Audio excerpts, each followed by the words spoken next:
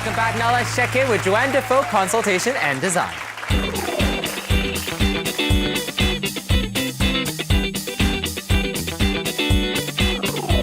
What are the latest design trends for outdoor living?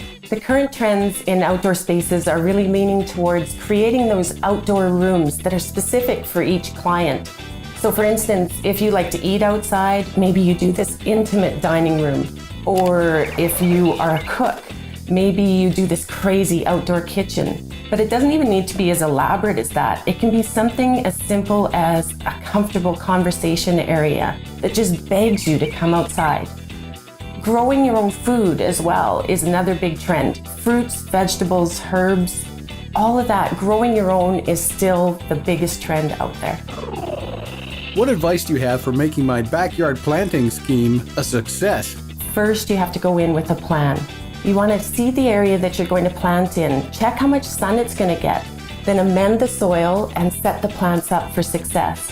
When you're choosing plants, choose ones that have different textures, different colors, different forms, sizes, and shapes. You don't want everything all the same because you want things that are interesting happening all season long. Thanks for watching The Marc and Mandy Show. Like our video by clicking below and subscribe to our YouTube channel.